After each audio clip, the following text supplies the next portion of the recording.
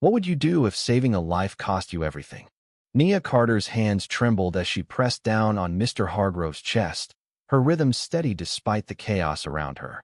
The 72-year-old had collapsed in the hallway of St. Mary's Hospital, his face ashen, lips blue. Nia, a nurse with 8 years of experience, didn't hesitate. "Code Blue," she shouted, her voice cutting through the murmurs of the evening shift. Her dark braids swung as she knelt beside him, her scrubs already damp with sweat. The corridor smelled of antiseptic and fear. She counted compressions in her head: 1, 2, 3, her arms burning but unyielding. A crowd of staff gathered, but no one stepped in. The crash cart was late. Nia's mind raced. Where's the doctor? Why isn't anyone helping? She glanced up, catching the cold stare of Dr. Ellison, the head of cardiology, watching from a distance. His arms were crossed, his expression unreadable. Finally, the cart arrived.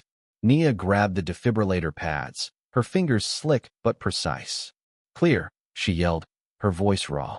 The shock jolted Mr. Hargrove's body, but his pulse flickered back. Weak, but there. She exhaled, her chest heaving, as paramedics took over. Mr. Hargrove was alive for now. The next morning, Nia was called to the administrator's office. Her heart sank as she faced Ms. Whitaker, a woman with a smile that never reached her eyes.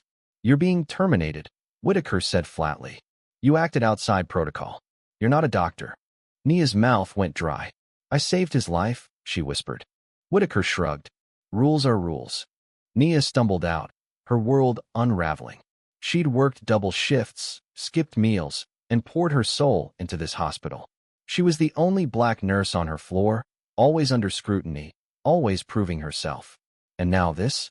She sat in her car, tears burning her eyes, when her phone buzzed. A text from an unknown number. "Meet me at Joe's Diner." "I know what happened." L. Curiosity overrode her exhaustion. At the diner, she found a young woman waiting, Lila, a janitor from the hospital. Lila's hands shook as she slid a USB drive across the table. "I saw Ellison last night," she whispered. "He delayed the cart on purpose.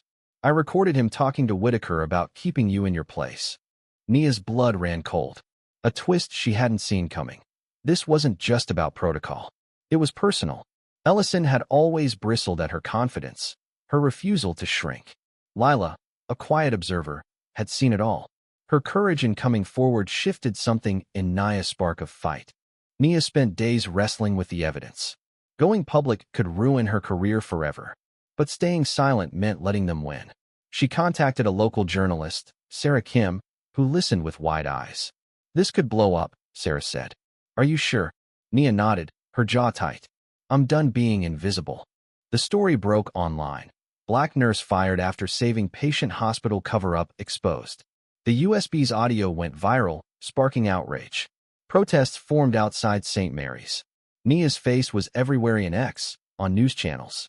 She hated the attention, but felt its weight. This wasn't just her fight anymore. Then came the call she never expected. Mr. Hargrove's daughter, Emily, reached out. "My dad's alive because of you," she said, voice breaking. "We're suing the hospital. Will you join us?" Nia hesitated. A lawsuit meant reliving it all, every stare, every slight. But Emily's next words sealed it. "You gave my dad a second chance. Let us fight for yours." The trial was grueling. Ellison's lawyers painted Nia as reckless, but Lila's testimony and the audio were undeniable. The jury ruled in their favor. St. Mary's settled for millions, and Ellison was fired. Nia's license was reinstated, but she didn't return.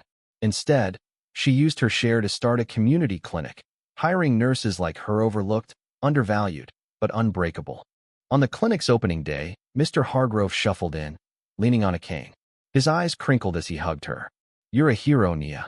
She smiled, tears falling. "Just doing my job." Her clinic became a beacon, proof that one person's courage could ripple outward. Nia's story wasn't just about saving a life, it was about reclaiming her own. Indy.